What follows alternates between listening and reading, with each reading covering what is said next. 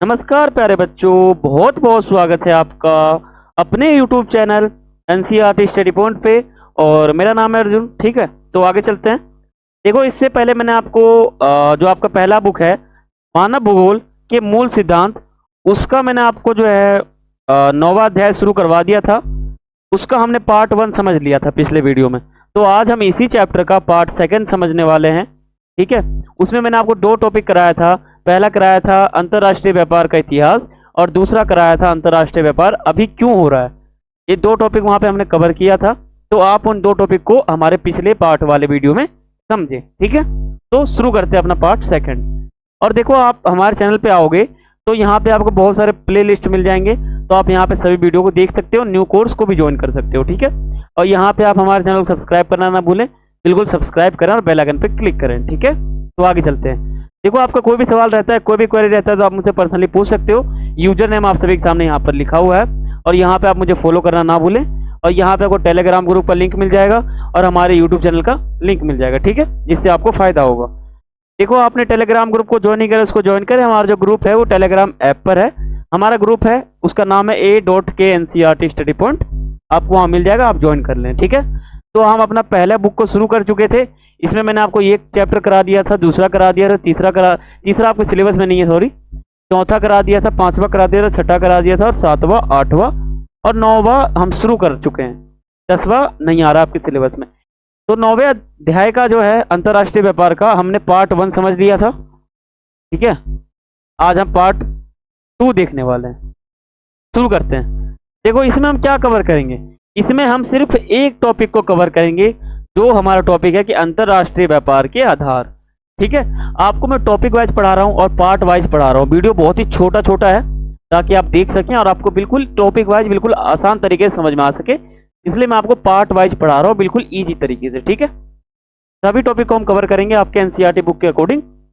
तो आप हमारे चैनल को सब्सक्राइब करके रखें। तो देखो, हम इस टॉपिक को समझते हैं, क्या है ये टॉपिक। देखो, पहले हम समझते हैं कि अंतर्राष्ट्रीय व्यापार के आधार कौन कौन से। पहला है हमारा राष्ट्रीय संसाधन में भिन्नता।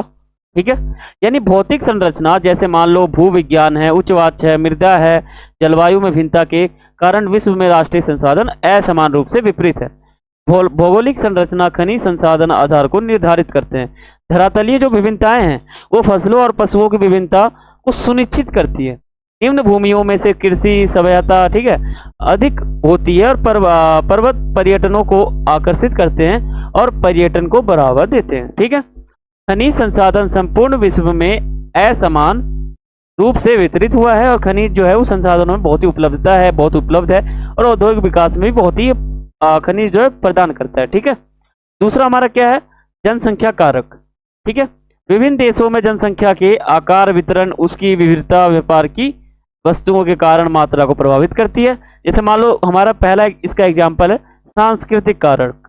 ठीक है, विशिष्ट संस्कृतियों में कला तथा हस्तशिल्प, ठीक है, के विभिन्न रूप विकसित हुए हैं जिन्हें विश्व भर में सराहा जाता है।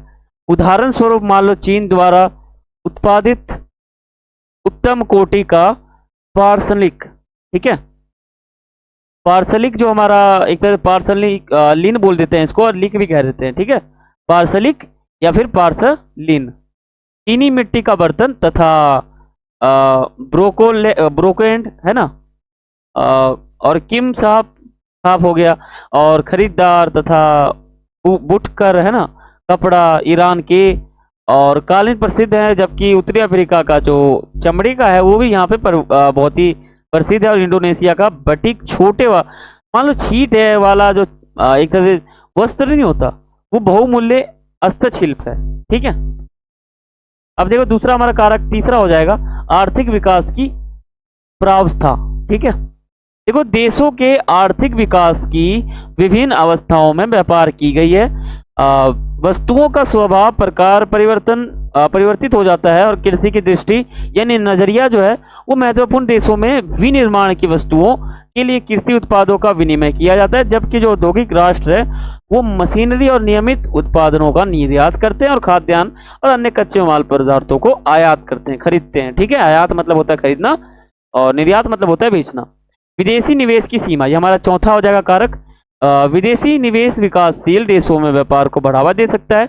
और जिनके पास खनन परिवेदन, ठीक है, द्वारा तेल खनन, भारी अभियांत्रिकी, काठ कबाड़ तथा जो हमारा बागवानी है और कृषि के विकास के लिए आवश्यक पूंजी है उसका अभाव होता है। और विकासशील देशों में ऐसे पूंजी प्रधान उद्योगों के विकास द्वारा औद्योगिक राष्ट्र खाद्य पदार्थों खनिजों का आयात सुनिश्चित करते हैं और तथा जो अपने निर्मित उत्पादों है उसके लिए बाजार निर्मित करते हैं या फिर बाजार व्यवस्था करवाते हैं, उसकी उपलब्धता करवाते हैं।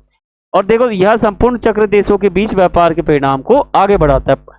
हमारा पांचवा कारक हो जाएगा परिवहन। पुराने समय में परिवहन के पर्याप्त और समुचित साधनों का अभाव स्थानीय क्षेत्रों में व्यापार को प्रतिबंधित करता था, लेकिन केवल जो उच्च मूल्य थे वो वस्तु जो भी मान लो जिसका दाम ऊंचा है, रत्न, रेशम तथा मसाले जैसी कोई लंबी दूरियां, है ना, व्यापार किया जाता था।